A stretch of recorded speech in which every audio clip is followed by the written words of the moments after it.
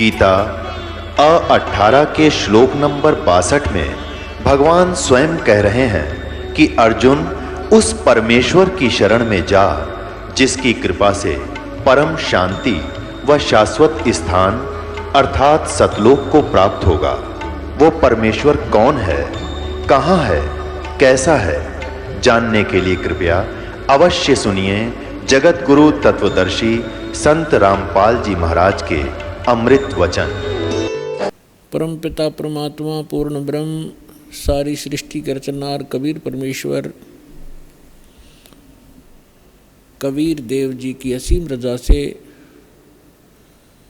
आप सभी पुण्यात्माएं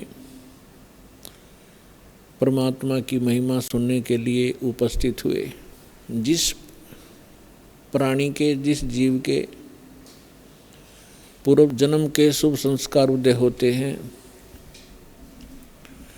उनको मानव शरीर प्राप्त होता है और मानव शरीर प्राप्त करके जो प्राणी सत्संग उपलब्ध करते हैं, जिनको सत्संग प्राप्त होता है, वो और भी ज़्यादा शुभ संस्कारी हंस होते हैं। परमात्मा कबीर परमेश्वर जी हमें याद दिलाते हैं, मानुष जन्म पाय कर जो नहीं रटे हरि नामे, जैसे कुआं जल बिना बनवाया क्या काम। परमेश्वर जो हमारे जनक हैं, जो हमारे हितैषी हैं और जो हमें यथार्थ तत्व ज्ञान और यथार्थ भक्ति विधि बताने के लिए स्वयं ही यहाँ इस काल के लोक में प्रवेश होते हैं। सतलोक से अपने निज सुख में स्थान से चलकर वो भगवान आते हैं। वही आकर के हमें ज्ञान कराते हैं कि आप जिस लोक में रह रहे हो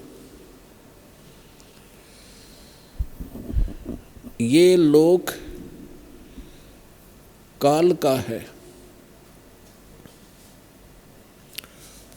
और काल के अर्थ से आप परिचित हैं।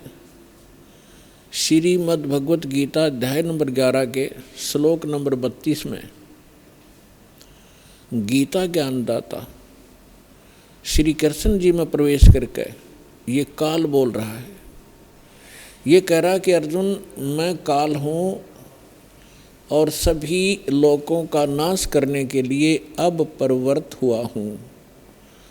अब श्री कृष्ण जी तो पहले ही अर्जुन के साथ थे, तो श्री कृष्ण ये नहीं कह सकते कि मैं काल हूँ और अभी सबको खाने के लिए अब प्रवृत्त हुआ हूँ, अब मैं प्रगट हुआ हूँ।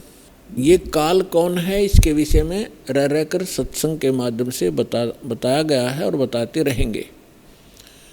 आज थोड़ा सा विषय दूसरा रहेगा। तो श्री कृष्ण जी के अंदर प्रवेश करके ये काल बोल रहा है। ये खुद कह रहा है कि मैं काल हूँ और सबका नाश करने के लिए प्रकट हुआ हूँ। तो इससे सहज समझ में आ सकता है, विचार किया जा सकता है कि जिसको हम भगवान मान रहे थे वो तो काल है, जिससे हम सुख की आशा करते थे उसके पास सुख नाम की वस्तु नहीं है। जैसे कोई अंगारों से, अग्नि से और शीतलता खोजने की चेष्टा करता है तो उसको ज्ञान नहीं है। किसी ने भ्रमित कर रखा है, उसको हाथ जला रहा है रह रहकर। ठीक इसी प्रकार अब तक जितने ऋषि महर्षि साधु संत हुए हैं जो परमात्मा से परिचित नहीं हो पाए, जिनको भगवान मिले नहीं, उन्होंने इस काल को ही परमात्मा जानकर इससे सुख प्राप्ति के लिए हजारों वर्षों तक अपने शरीरों को गला दिया सुख की प्राप्ति में। अब प्रश्न यही उठता है कि जहाँ अंगारे बरस रहे हों और वहाँ पर शीतलता की आशा जो करता है तो वो अज्ञानी व्यक्ति होता है। तो अभी तक हम अज्ञानी थे इस काल के लोक में और हम सुख खोज रहे थे। तो परमेश्वर ने आके बताया कि जिसको आप सुख मानते हो, किसको सुख मानते हो?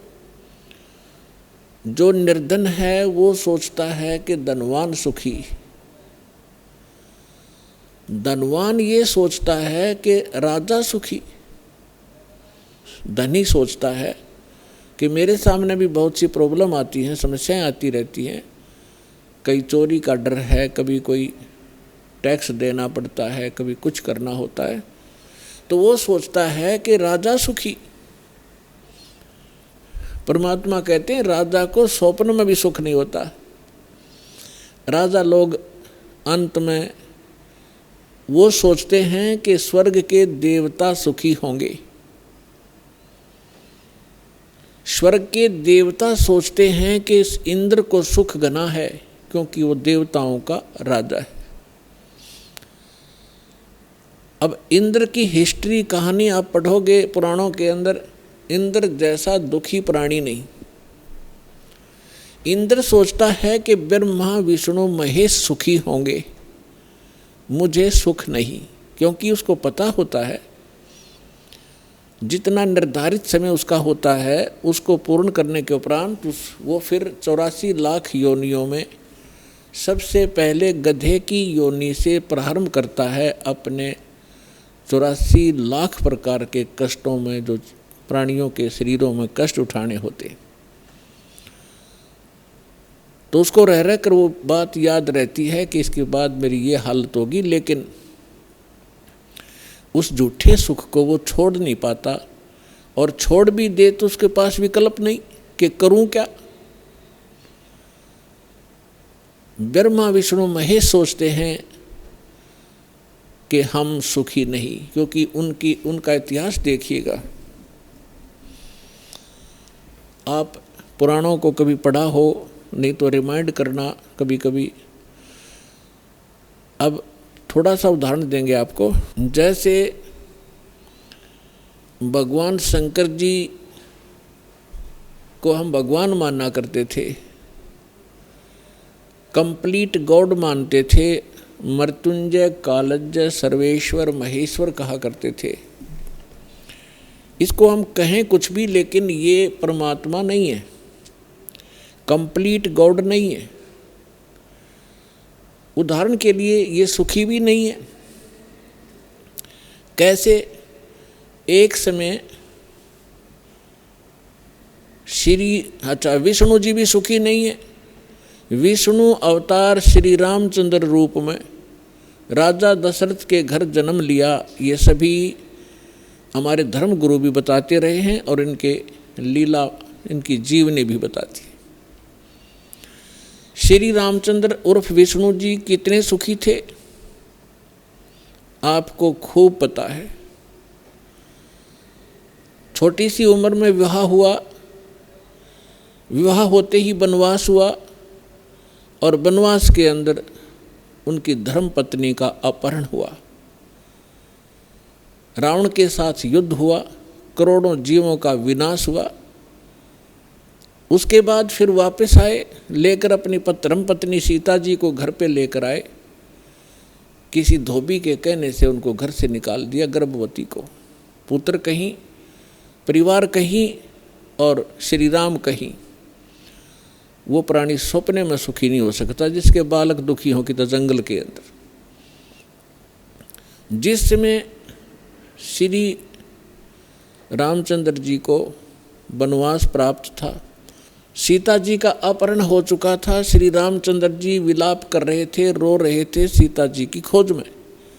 ऊपर से भगवान शंकर अपने द्वीप से, अपने लोक से श्री रामचंद्र जी अर्थात विष्णु जी को प्रणाम कर रहे थे। ऊपर से पार्वती जी की दृष्टि पड़ी कि ये किसको प्रणाम कर रहे हैं महेश्वर।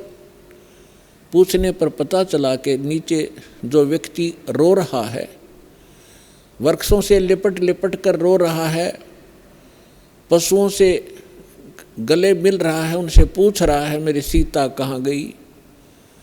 उसको ये प्रणाम कर रहा है और उसको विष्णु भगवान का अवतार बता रहा है कि भगवान विष्णु हैं। पार्वती जी को ये बात अच्छी नहीं लगी, उसको विश्वास नहीं हुआ कि सचमुच ये व्यक्ति जो सामने रो रहा है और जिसकी पत्नी का अपहरण हो चुका है, जिस कारण से रो रहा है, तो ये भगवान नहीं हो सकता। पार्वती जी ने कहा कि जो व्यक्ति रो रहा है आप उसको भगवान बता रहे हो, मुझे विश्वास नहीं। मैं तो इसकी परीक्षा लूँगी और सीता रूप बनाऊंगी इसकी पत्नी का, और यदि ये मुझे पहचान लेंगे तो मैं मान लूँगी कि ये भगवान है। भगवान शंकर ने कहा कि आप सीता रूप मत बनाना, यदि आप सीता जी का रूप बना लोगी तो मेरे काम नहीं रहोगी, मेरी माँ के तुल्य हो जाओगी। मैं आपको एज ए वाइफ स्वीकार नहीं करूँगा। फिर उसमें तो पार्वती जी ने कह दिया कि ठीक है, मैं नहीं परीक्षा लूँगी। भगवान शंकर चले गए इधर उधर सैर सपट्टे को। पीछे से पार्वती जी ने सीता रूप बनाया, श्री रामचंद्र जी के सामने खड़े हो गए। उसमें श्री रामचंद्र जी की दिव्य दृष्टि यानी बुद्धि इस काल भगवान ने खोल दी। अपनी तो पत्नी का पता नहीं उसको कि कौन उठा ले गया, और सामने खड़ी पार्वती को पहचान लिया जिसने बिल्कुल as it is Sita ji का रूप बना रखा था। क्या कहा कि हे दक्ष पुत्री माया, आप भगवान शंकर को कहाँ छोड़ाए। इस बात को सुनकर पार्वती जी लज्जित हुई और कहा कि भगवान शंकर आपको ठीक ही प्रणाम कर रहे थे, मैं आपकी परीक्षार्थ सीता रूप बना कर आई थी। ये कहकर वो चली गई। अब इस कथा से आपको बहुत से परिणाम निकलेंगे, रिजल्ट निकलेंगे, निष्कर्ष निकलेंगे। एक तो कंसेप्ट यही क्लियर करेंगे कि आपके मन में ये शंका उत्पन्न होगी कि श्री रामचंद्र जी ने पार्वती जी को तो पहचान लिया और अपनी पत्नी के विषय में उसको ज्ञान नहीं। ये कारण क्या है? जिसमें आपको ये कारण समझ में आवेगा तो आप समझो अध्यात्म मार्ग पर चल पड़े। इसका कारण है जैसे गीता अध्याय नंबर 7 के श्लोक नंबर 4, 5 और 6 में ये गीता ज्ञानदाता कहता है कि अर्जुन, यहाँ जितने भी मेरे लोक में जितने भी प्राणी हैं, इनमें बलवानों का बल, बुद्धिमानों की बुद्धि मैं ही हूँ, यानी मेरे ही कंट्रोल में है। जब चाहे इनको ओपन कर दूँ, जब चाहे इनको ऑफ कर दूँ, जब चाहे मैं इनको ऑन कर देता हूँ। उदाहरण के लिए एक समय आपने महाभारत खूब सुना होगा, महाभारत का युद्ध भी सुना है खूब। महाभारत के युद्ध के दौरान अर्जुन ने अपने धनुष के माध्यम से इतना नरसंहार किया था और सूरवीर कहलाए थे। एक तीर से 100 व्यक्तियों को मार डालते थे। वही गांडीव धनुष सुप्रसिद्ध था उसका। जिस समय श्री कृष्ण अर्थात विष्णु जी श्री कृष्ण रूप में देवकी के गर्भ में जन्मे थे, उसके बाद उन्होंने श्री कृष्ण रूप में जो का लीला की थी, जीवन व्यतीत किया था, अंत समय में उनकी मृत्यु एक शिकारी के विषाक्त तीर से हुई थी और पांडवों को उसने वहाँ बुलाया था। अंत समय में पांडवों से श्री कृष्ण जी ने कहा था कि आप इन सभी औरतों को जितनी द्वारका के अंदर हैं सबको अपने साथ ले जाओ। यहाँ पर यादव कोई बचा नहीं है, क्योंकि दुर्वासा जी के श्राप से इंक्लूडिंग श्री कृष्ण जी यादव कुल पूरा नाश हो गया था। छोटा बालक भी नहीं बचा था, नर यादव। जो गर्भ में थे, गर्भवती औरतें थी, उनके गर्भ में थे, उसके बाद ये वंश पुनः चला है। तो और कहा था कि आप इनको वहाँ ले जाओ अपने राज्य में, यहाँ पुरुष रहा नहीं, यहाँ के और लोग इनकी बेइज्जती करेंगे, सताएंगे, आप इनको ले जाना। तो श्री कृष्ण जी के आदेशानुसार अर्जुन सभी गोपियों को, द्वारका की स्त्रियों को साथ लेकर आ रहा था। रास्ते में भीलों ने, जंगली लोगों ने उनको घेर लिया। अर्जुन उनसे लड़ने की तैयारी करने लगा, उसके हाथ से गांडीव धनुष उठा नहीं और खड़ा खड़ा देख रहा, थर थर कांप रहा है योद्धा। भीलों ने उसको पीटा, औरतों के गहने तोड़ दिए, कुछ औरतों को घसीट ले गए। अर्जुन खड़ा खड़ा कांपता रहा। उस समय अर्जुन श्री कृष्ण जी को कोस रहा था, 100 गालियां दे रहा था कि कृष्ण तूने सदा ही हमारे साथ धोखा ही धोखा किया है। जब मुझसे नरसंहार कराना था, युद्ध करवाना था महाभारत का, उस समय मेरे अंदर शक्ति भर दी। एक तीर मारूं था 20 मरे थे। आज वही अर्जुन और वही धनुष, आज मैं इसकी प्रत्यंचा नहीं चढ़ा पा रहा हूँ। तो यहाँ परमात्मा कहते हैं कि जो इस रोग की जड़ है उसका तुम्हें पता ही नहीं, तुम तो श्री कृष्ण को कोस रहे हो। ये काल है जो 21 ब्रह्मांड का स्वामी है, श्री ब्रह्मा, श्री विष्णु, श्री शिव जी के पिता हैं। ये है यहाँ के सारे दुख की मूल। और वो खुद कहता है गीता अध्याय नंबर 7 के श्लोक 5 से लेकर 6-7 में कि मैं बलवानों का बल और बुद्धिमानों की बुद्धि मैं ही हूँ, यानी मेरे कंट्रोल में है। अब जब उसने नाश करवाना था महाभारत का, तब तो उसको बल दे दिया, अब स्विच ऑफ कर दिया, अर्जुन खड़ा खड़ा पिट रहा है। ठीक इसी प्रकार श्री रामचंद्र जी को कि वहाँ तो बुद्धि खोल दी कि ये सीता नहीं है, पार्वती है, अपनी पत्नी का पता नहीं, उसको उठा कौन ले गया, ऑफ कर दी फिर बुद्धि उसने। तो पुण्यात्माओं, ये काल एक भयंकर जाल है। जब तक आप इसको नहीं समझोगे, ना भक्ति कर सकते, ना यहाँ से निकलने की चेष्टा कर सकते। इसीलिए आपको रह रह कर यहाँ बुलाया जाता है, इस काल के जाल को विस्तार से समझाया जाता है, ताकि आपको डर बने। आप कहाँ रह रहे हो, यहाँ क्या आशा लगाए बैठे हो, किसके लिए सारा दिन भटक रहे हो। एक कोठी बनाऊंगा, एक बंगला बनाऊंगा, कार लूँगा, बट लड़का बड़ा अफसर बन जाएगा। कल मृत्यु हो जाती है लड़के की या पिता की।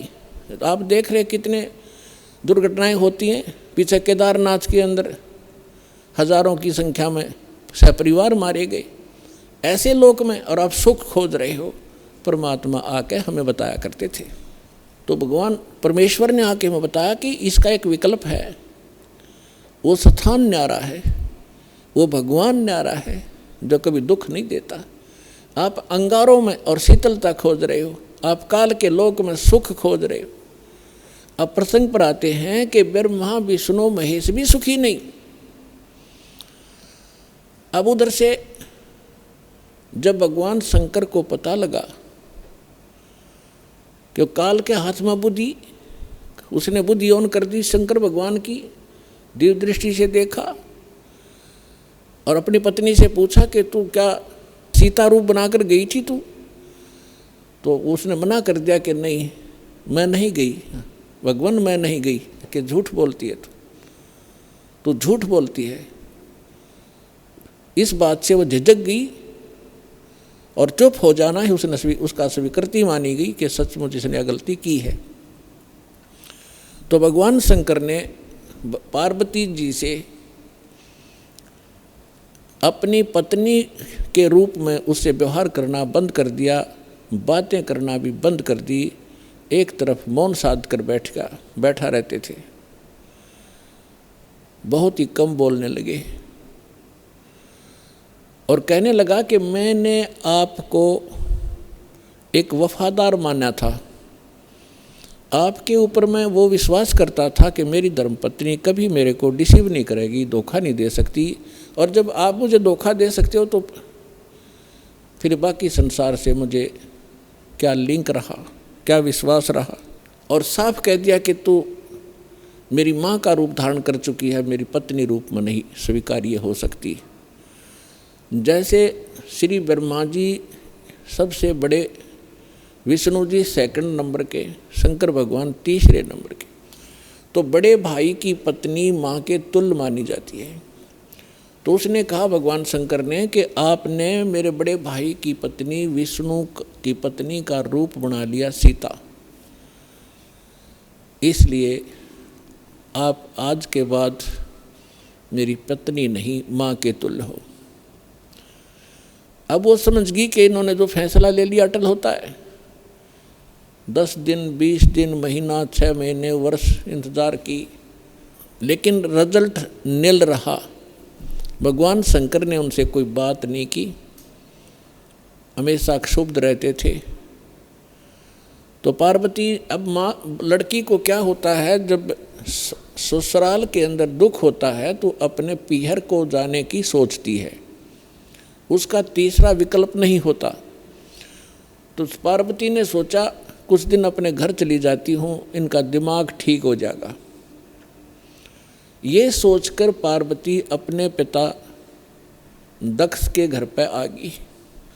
और राजा दक्ष ने उस समय एक यज्ञ कर रखा था, और एक नियम है ब्राह्मणों ने बना रखा था, ऋषियों ने, कि जब भी कोई यज्ञ करे तो अपनी सभी बेटियों को, संबंधियों को और उनके पतियों को, दामादों को आमंत्रित किया जाए और प्रतिदिन उनको आदर के साथ उनको प्रतिदिन दक्षिणा दी जाए, जैसे ब्राह्मणों को देते हैं। तो ऐसा नियम था कि जितनी भी राजा दक्ष की अन्य बेटियां थी वो सभी आमंत्रित थी, और उनके पति यानी दामाद भी आमंत्रित थे। सबके आसन उचित स्थान पर सबको बैठा रखा था। जितने समय तक यज्ञ का और सत्संग का प्रयोजन चलता था, 2-4 घंटे, 10 घंटे, तो उस समय सभी अपने अपने आसन पर विराजमान रहते थे। और किसी भी कारण से कोई लड़की का पति नहीं आ सका तो उसका आसन लगाया जाता था, खाली छोड़ा जाता था, और सबको जो भी दक्षिणा दी जाती थी उसका भी उसके ऊपर भाग प्रतिदिन रखा जाता था आसन पर। तो ज्यों ही पार्वती जी उस अपने घर पे पहुंची, पता चला कि पिताजी ने यज्ञ कर रखा है, और ये यज्ञ 2-3 दिन से चल रहा है। अब सारे यज्ञ मंडप में घूम के पिता के सामने पहुंची। पिताजी ने मुंह मोड़ लिया, क्योंकि पार्वती जी ने राजा दक्ष के मर्जी के विरुद्ध भगवान शंकर से विवाह किया था, जिस कारण से पिता अक्षुब्ध था। जब पिताजी ने ठीक से बात नहीं की, ये भी नहीं कहा कि आगी बेटी, तो पार्वती वहाँ दुखी हुई, अपनी माँ के पास घर पे पहुँची। बेटी माँ को ही उलाने दिया करती है, माँ के सामने अपना दुख रोया करती है। अपनी माँ के सामने जाकर कहा कि माँ, तुमने ऐसा भेदभाव हमारे साथ क्यों किया? आपने सभी अन्य मेरी बहनों के पति भी बुला रखे हैं, बहनों को भी आमंत्रित किया है, आपने हमें ना बुलाया ना आमंत्रित किया। और जिन बहनों के पति नहीं आए हैं उनका आसन लगा रखा है, उनका भाग सबको दिया जा रहा है। आपने न तो अपने दामाद का आसन लगवा रखा है, ना ही उनको आमंत्रित किया है, और ना मुझे आमंत्रित किया। अब माँ ने कहा कि बेटी, ना तो आप मेरी बात मानती, ना तेरा पिता मानता, तू जाने तेरा बाप जाने, उनसे बात कर। अपनी मर्जी से तूने विवाह किया, जिस कारण से वो दुखी है तेरे से। वो फिर अपने पिता के पास गई और दक्ष से कहा कि पिताजी, आपने न तो हमें आमंत्रित किया और न ही आपने अपने दामाद को बुलाया, ना उनका कोई भाग आसन आपने लगा रखा है, ना उनका हिस्सा निकाल रहे हो। तब दक्ष ने कहा कि तू आई किस लिए यहाँ पर, तेरे को किसने आमंत्रित किया था, अपनी मर्जी से विवाह किया था, रह उसके साथ, उस जंगली के साथ रहे। ऐसी बहुत सी बातें बकवास की। तो पार्वती ने देखा कि भगवान शिव अब मुझे स्वीकार करेगा नहीं, घर में मेरा सत्कार नहीं, तो उसी समय एक हवन कुंड बना रखा था, उसमें अच्छे गेर कर 1 क्विंटल लकड़ और गेरे थे, चारों तरफ से डाल रहे थे वह ब्राह्मण ऋषि, घी पूरा बकड़ बड़ा था, पूरी लो लकड़े थी उसमें। तो पार्वती जी यानी दक्ष की बेटी उस हवन कुंड में छलांग लगाएगी, आत्मदाह कर लिया। यज्ञ खंड हुआ, जल्दी से उस लड़की को निकाला गया।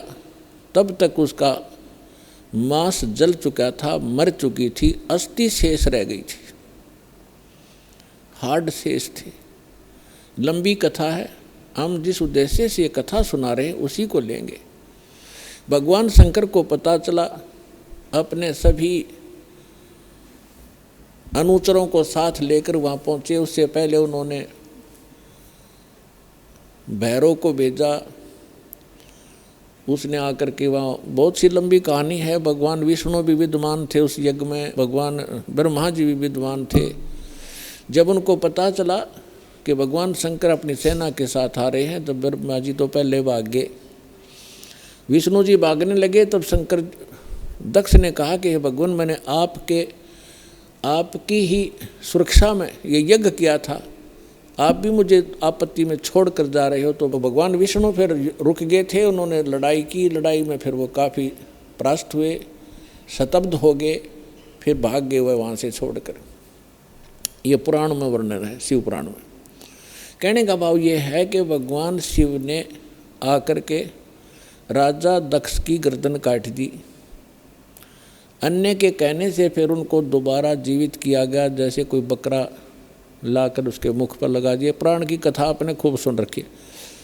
हम इस विषय पर आएंगे अपनात्मा। जैसे यहाँ फिर एक शंका उत्पन्न हो जाएगी आपको कि भगवान शिव ने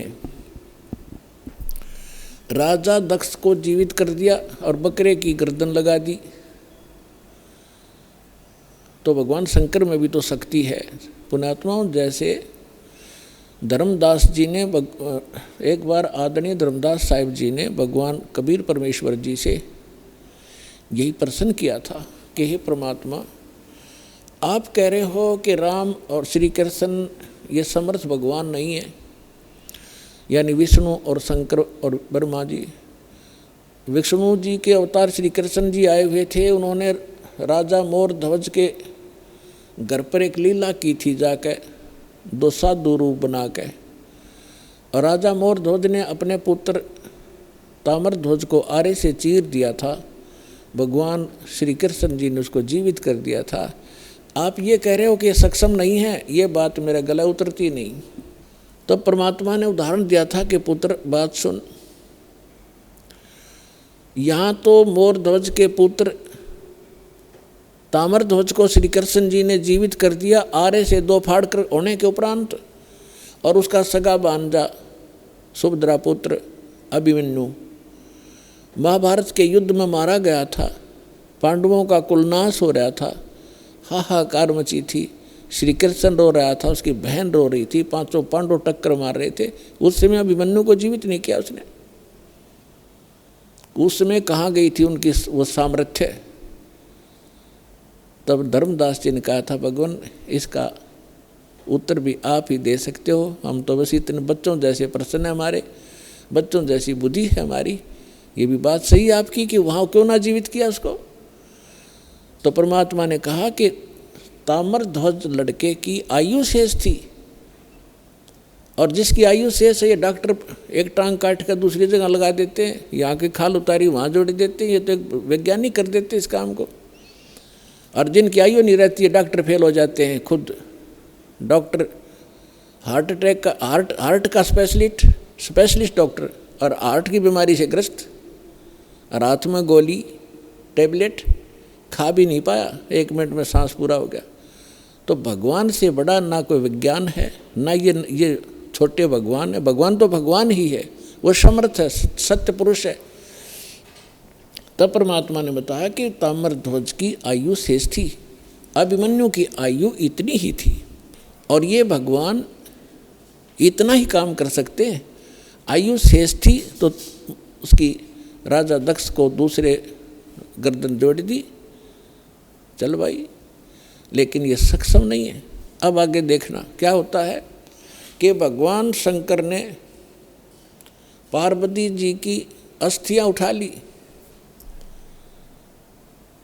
और 10,000 वर्ष तक उसको सीने से लगा के पार्वती पार्वती दक्ष माया दक्ष पुत्री करते करते पागलों की तरह भटकता रहा।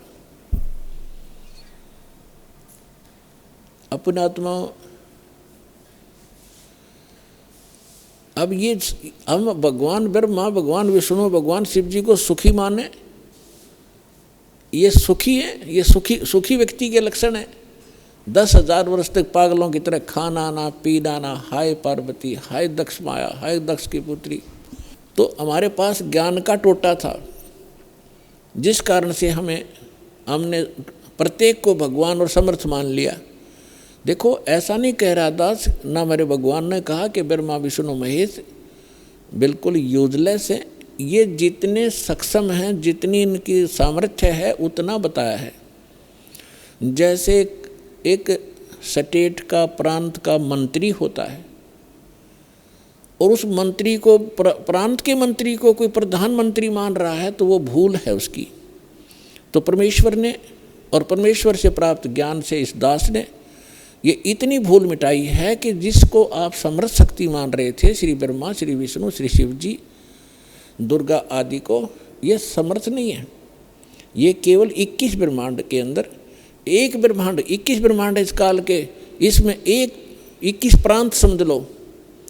एक प्रांत में ये एक विभाग के मंत्री हैं, रजोगुण विभाग के ब्रह्मा जी, सतोगुण विभाग के विष्णु जी, तमोगुण विभाग के शंकर जी, बस इतने मालिक हैं ये।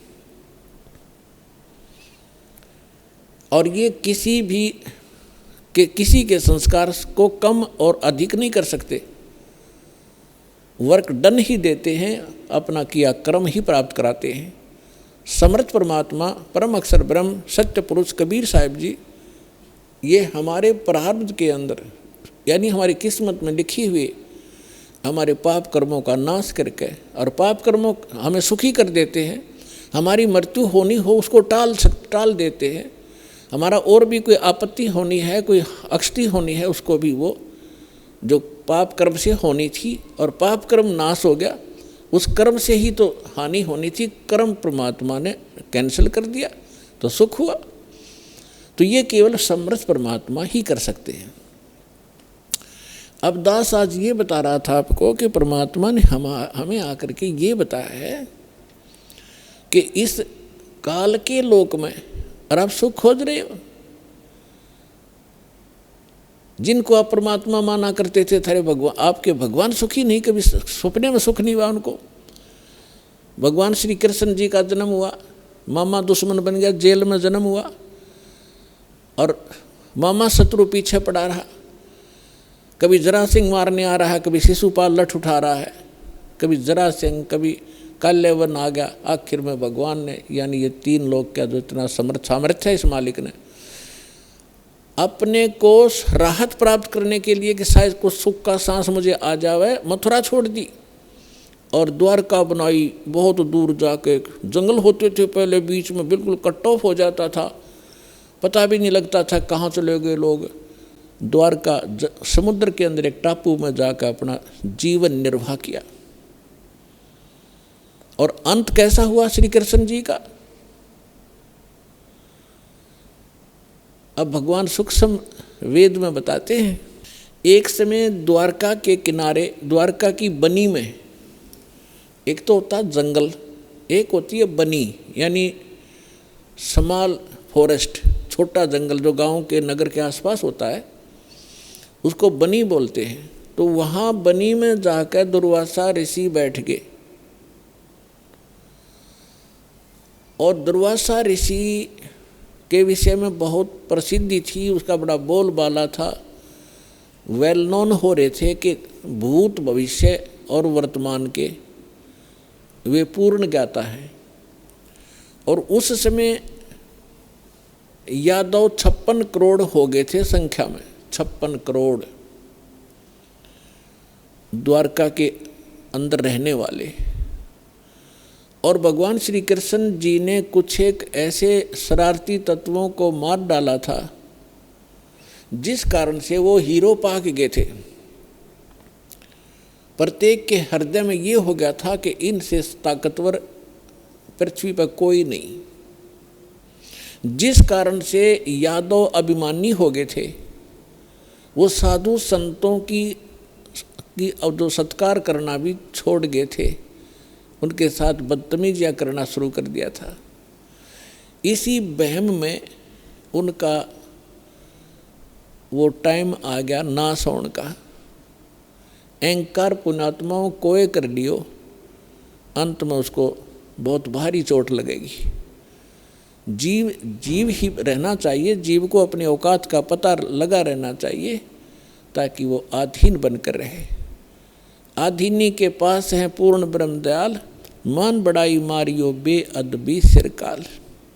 विभीषण का भाग बडेरा, दासा तन आया तिसनेरा, दासा तन आया विश्वे बीसा, अर्ता को लंक देई बख्शीसा। ये उदाहरण देकर समझा रहे हैं परमात्मा के अधीन व्यक्ति के साथ भगवान होता है, और यहाँ के जो झूठे मूठे सुख हैं वो भी उस अधीन और भक्त को ही प्राप्त हुआ करते हैं। रावण ने कितनी भक्ति की, सिर भी काट कर चढ़ा दिए, लेकिन अभिमान नहीं गया। जिस लंका को वो रखना चाहता था उस लंका को उसे भी हाथ धोना पड़ा अंत में उस अहंकारी प्राणी ने, और एक अधीन बनकर भगवान की भक्ति करता था। परमात्मा आए हुए थे, मुनिंद्र नाम से आए थे त्रेता युग में, जब मंदोदरी और विभीषण परमात्मा के शिष्य हुए थे। और परमात्मा के ज्ञान से आधीनी आती है, आधीनी शिक्षा पर सभी भगत के गुण संपन्न होते हैं, और जिसके अंदर भगत के गुण है वह भगवान रहता है।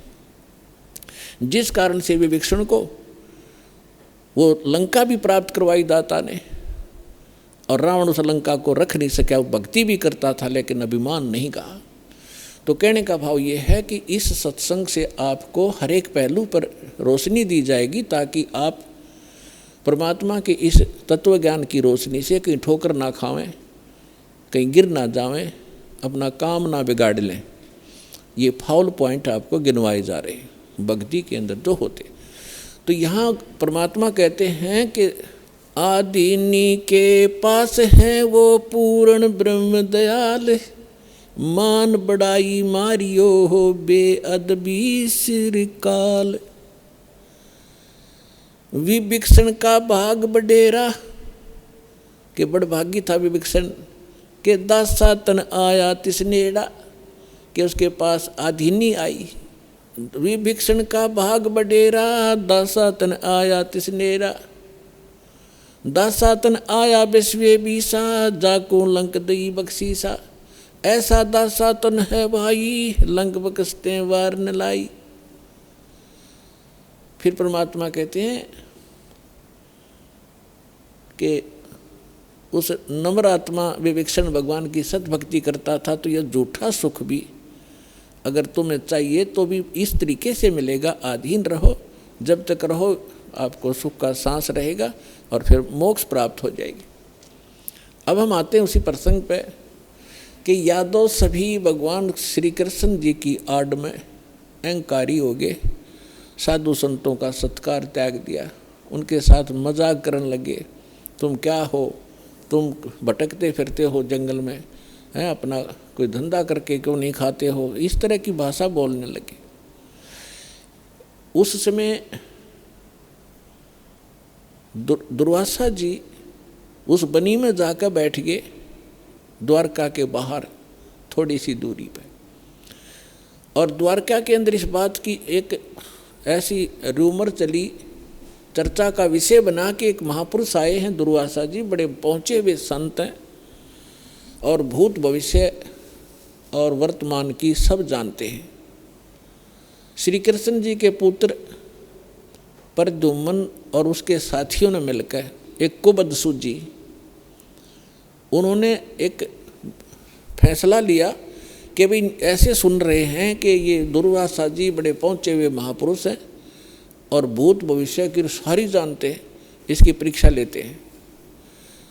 उन्होंने क्या किया कि प्रद्युम्न को, श्री कृष्ण जी के पुत्र को, एक स्त्री का स्वांग करवा दिया, स्त्री के कपड़े बना दिए और एक गर्भवती स्त्री का स्वांग बना दिया। पेट के ऊपर एक कढ़ाया, जैसे छोंक छांक लाने की छोटी सी कढ़ाई हो घर में, रसोई में एक छोटी सी कढ़ाई पेट का बांध दी और ऊपर का उसका लोगड़ बांध दिया, रुई सी, फिर कपड़ा बांध दिया और ऊपर का और ताले कपड़े पड़ा दिए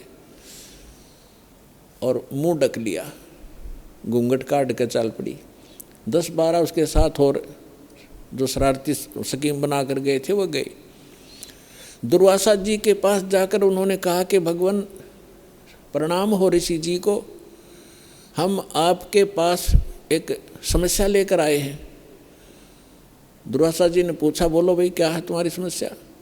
कि ये व्यक्ति और ये इसकी पत्नी, इनके विवाह को 10-12 वर्ष हो गए थे ऋषि जी, अब भगवान ने दया बख्शी है या गर्भवती हुई है और ये उतावले हो रहे हैं। आपके बारे में सुना है कि आप भूत भविष्य और वर्तमान की सारी जानने वाले हो, तो ये आपसे ये पूछना चाहते हैं कि इसका लड़का होगा कि लड़की?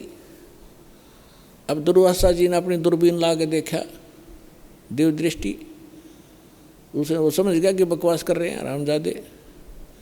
लाल आँख करके और ठाया चिमटा ने बोला, यादव कुल का नाश होगा, इससे तुम्हारा ना सर्वनाश होगा यादव कुल का, भाग जाओ रामजादो, तुम क्या कर रहे हो? और ये तो भाग लिए बालक, आगे थारा नाश होगा इससे। अब वो बच्चे भाग आए गाँव में। बच्चा तक ये था, पोता लड़का हो रहा था निरोध, उसका प्रद्युम्न गए। बाकी कुबत तक कभी भी ये जो बुरा कर्म होता है आदमी को किसी न किसी एज में दुख जरूर देगा।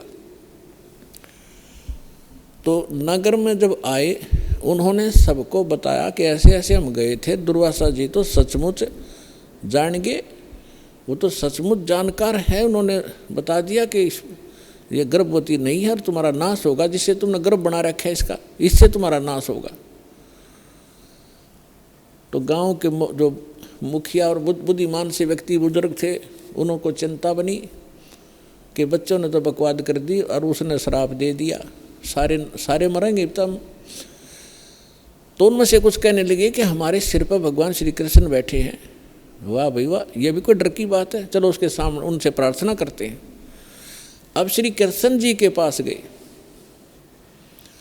श्री कृष्ण जी से जाकर अपना चिंता का विषय बताया कि भगवान ऐसे ऐसे बच्चों ने मजाक कर दिया और दुर्वासा जी ने श्राप दे दिया, और दुर्वासा जी का श्राप तो बेजाइल कैसा है, ये तो वापस हो ही नहीं सकता। तब श्री कृष्ण जी से कहा कि आप ही हमारी रक्षा कर सकते हो, आप समर्थ हो, सर्वशक्तिमान हो, आप विष्णु अवतार हो, जैसे भी उनके गुणगान किए। श्री कृष्ण जी ने कहा कि भाई देखो, बच्चों को वहीं भेजो और दुर्वासा जी से माफ़ी मांगे, वो अक्षमा करेगा तो बात बनेगी। उन बच्चों को लेकर नगर के मुखिया व्यक्ति, मौजिद से जो बुद्धिमान व्यक्ति बुजुर्ग से सारे साथ गए, हजारों की संख्या में। दुर्वासा जी के सामने उन बच्चों को कहा कि माफ़ी मांगो। उन्होंने प्रणाम किया, माफ़ी मांगना चाहा, अक्षमा याचना की, लेकिन दुर्वासा जी ने कहा कि जो मेरे मुख से वचन निकल गया वो वापस नहीं हो सकता। आप जाइए, अपने बच्चों को समझा के रखना चाहिए था, साधु संतों के साथ बकवास नहीं किया करते, आप जा सकते हैं। अब इसको वापस करना मेरे बस की बात नहीं है। फिर वापस आ गए, फिर श्री कृष्ण जी के पास के भगवान, उन्होंने तो मना कर दिया कि मैं अब कुछ नहीं कर सकता। अब श्री कृष्ण जी ने कहा कि देखो, किस चीज़ से, अब पुण्यात्माओं इस कथा से आपको बहुत सा ज्ञान होगा, हर पहलू पर इस पर विचार दास आपको देगा। अब देखो, हम किसी, ये जो श्राप दे दिया है 3 ताप के अंदर आता है।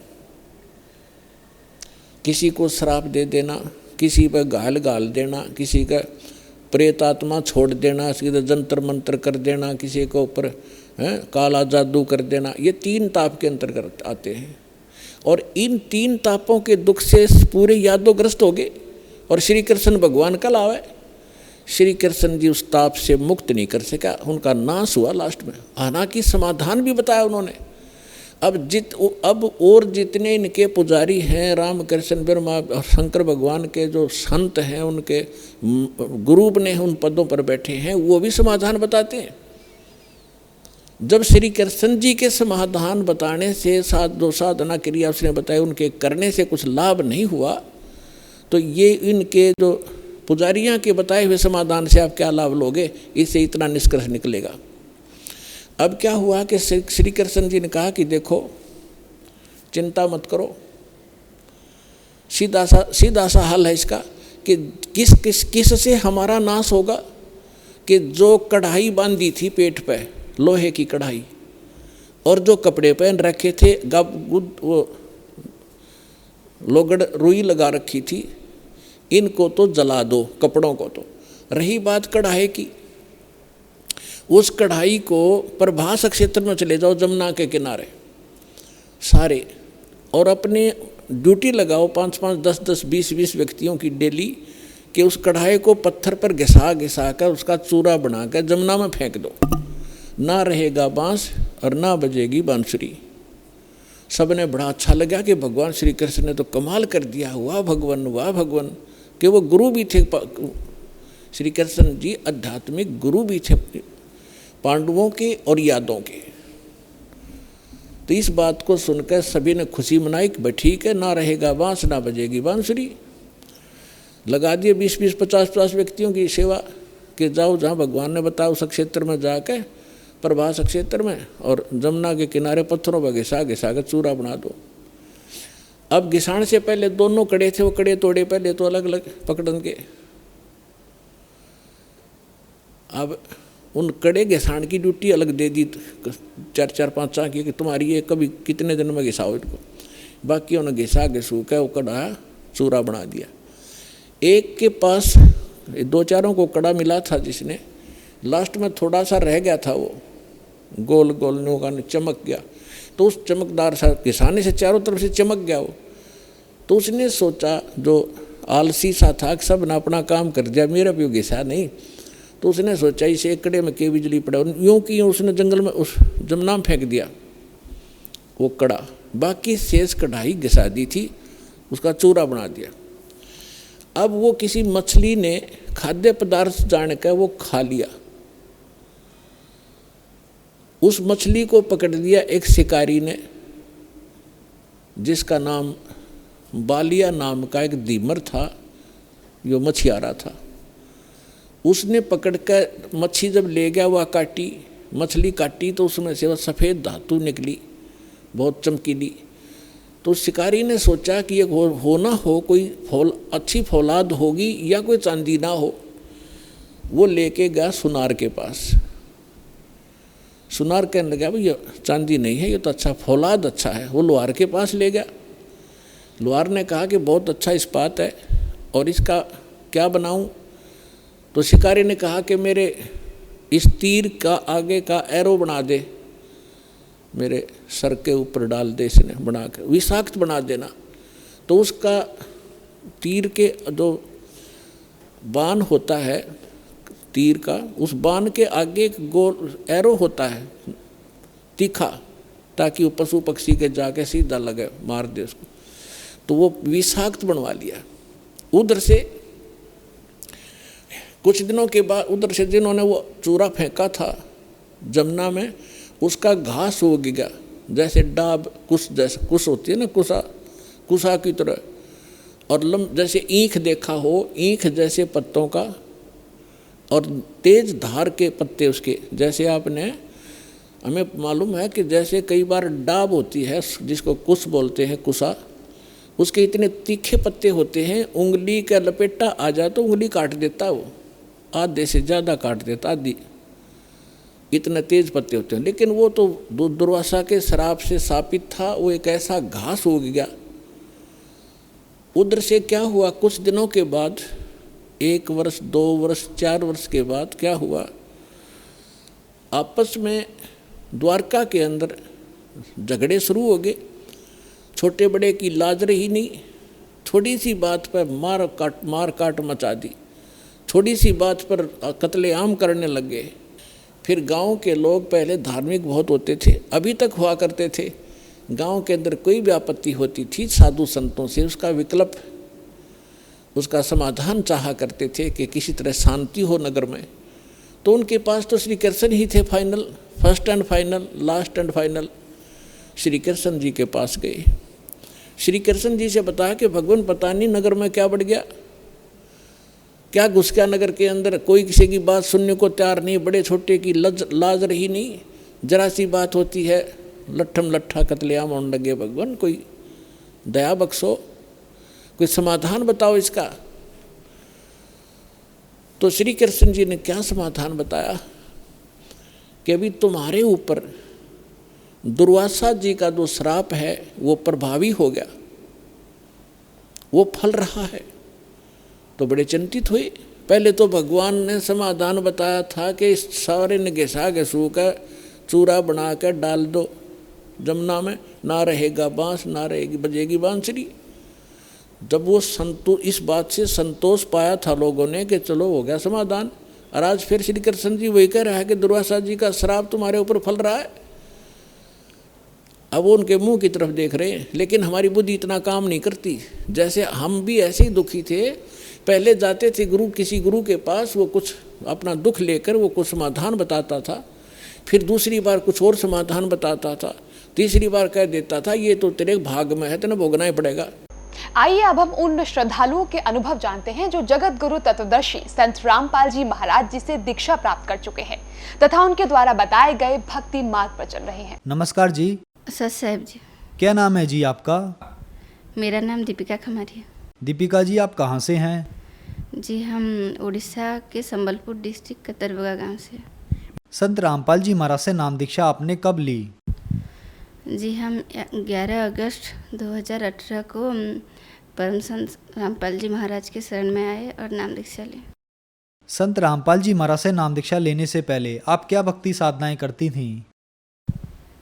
बंदीछूट जगत गुरु तत्वदर्शी संत रामपाल जी महाराज की शरण में आने से पहले हम हिंदू समाज में प्रचलित सारे देवी देवता की पूजा करते थे और बचपन से ही हम बहुत सारे व्रत करते थे बहुत सारे व्रत करते थे, जन्माष्टमी के व्रत और शिवरात्रि के व्रत, और हर सोमवार को हम नंगे पैर शिव जी के मंदिर को जाकर जल चढ़ाते थे और पूजा करती थी। और ऐसे कि हम शिवलिंग के ऊपर 1 लाख की बेलपत्ती चढ़ाने की संकल्प की थी और हर सोमवार को हम मंदिर चढ़कर गिन कर चढ़ाती थी और लिख कर रखती थी। किस कारण से आप संत रामपाल जी महाराज की शरण में आईं?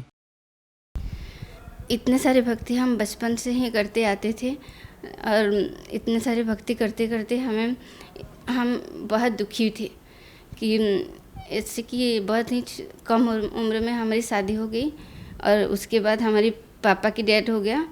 और फिर हम शादी के 5 साल बाद हमारी एक बेटी पैदा हुई जिसकी कि वो इतनी बीमार रहती थी कि महीने में 2-3 बार उसे मेडिकल लेना पड़ता था। फिर इस बार ऐसा हुआ कि मेरे हस्बैंड को बीपी के कारण ब्रेन स्ट्रोक हो गया और पैरालिसिस का अटैक आ गया और उनको किडनी भी प्रॉब्लम हुआ और बहुत सारे प्रॉब्लम, जैसा कि उनके शरीर में एक बीमारी का घर बन चुका था। ये सब से हम बहुत परेशान थे, जैसे कि उनके बहुत ही काम धंधा सब कुछ छूट चुके थे और वो जो उनकी एक दुकान था वो दुकान भी बंद हो गया था और हमारी आर्थिक भी परिस्थिति बहुत कमज़ोर थी कि उनको भी हम महीने में 5-7 हज़ार का खर्चा मेडिसिन खर्चा करना पड़ता था। तो इतने सारे खर्चे हम उठाने के लिए समर्थ नहीं थे और इतने सारे हम परेशान थे कि हम ऐसे थे कि हम एक तरह से भगवान से नास्तिक भी हो चुके थे।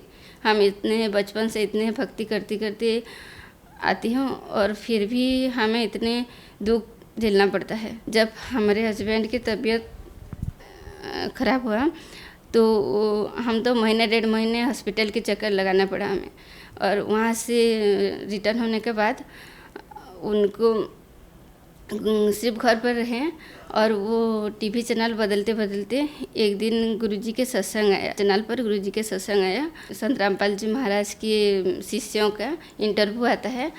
वो देखकर हम लोग प्रभावित हुए और सोचे कि शायद हमें भी कुछ लाभ मिलेगा, और इसलिए पहले मेरे हस्बैंड ही नाम दीक्षा लिए थे पर संत रामपाल जी महाराज से पहले वही नाम दीक्षा दे थे। और हम इतने भगन थे कि वहाँ सत्संग में जाते थे फिर भी नाम नहीं ले पा रहे थे। और जब हमें उनकी एक साल बाद हम जब पूरे ज्ञान को समझ पाए, जैसे कि गुरुजी सारे वेद शास्त्र खोल के ज्ञान बता रहे थे, वो सब हम देखकर हम सोचे कि यही ही सच्चा ज्ञान है। सदगुरु रामपाल जी महाराज से नाम दीक्षा ले। संत रामपाल जी महाराज की शरण में आने के बाद क्या आपकी परेशानियां ठीक हुई? ये हमारे पास रिपोर्ट है हमारे हस्बैंड की कि उनके जो ब्रेन स्ट्रोक हो गया था और पैरालिसिस का अटैक हो गया था। इसके बाद हम जब संत रामपाल जी महाराज के शरण में आए, एक बार भी हम और चेक नहीं किया और आज तक डॉक्टर के पास भी नहीं गए, और अब तक वो ठीक हैं। हस्बैंड को किडनी के भी प्रॉब्लम थी, किडनी खराबी हो चुका था, और वो डॉक्टर ने बताया था कि इनको जब तक जिंदा रहे तब तक मेडिसिन चालू करना पड़ेगा। लेकिन संत रामपाल जी महाराज की दया से उनके नाम दीक्षा लेने के बाद, उनके बताए हुए सच्ची भक्ति करने के बाद हम वो मेडिसिन बिल्कुल ही, जो उन्हें प्लेट भर भर के मेडिसिन खाना पड़ता था, कि वो मेडिसिन बिल्कुल कम हो गया है। दिन में 1 या 2 टेबलेट लेते हैं, और वो संत रामपाल जी महाराज की दया से वो आज बिल्कुल ठीक हैं, और उनको जो पैरालिसिस का अटैक हुआ था वो भी ठीक है। संत रामपाल जी महाराज की दया से वो ठीक है। दीपिका जी, संत रामपाल जी महाराज से नाम दीक्षा लेने के बाद आपको बहुत सारे लाभ मिले, आपने रिपोर्ट्स भी दिखाई। लाखों दर्शक आज आपको टीवी पर देख रहे हैं और वो भी किसी न किसी बीमारी या परेशानी से ग्रस्त हैं और संत रामपाल जी महाराज से नाम दीक्षा लेना चाहते हैं, तो कैसे ले सकते हैं? जी, संत रामपाल जी महाराज के नाम दीक्षा लेना बहुत सिंपल है कि बहुत सारे चैनलों में संत रामपाल जी महाराज के सत्संग आते हैं, और सत्संग के नीचे एक येलो पट्टी चलती है, उनमें आश्रम के नंबर्स हैं, और जो श्रद्धालु नाम दीक्षा लेना चाहते हैं उस नंबर को के संपर्क करके अपने नज़दीक नाम दीक्षा केंद्र के साथ संपर्क करें और नाम दीक्षा लें। धन्यवाद जी। सत साहिब।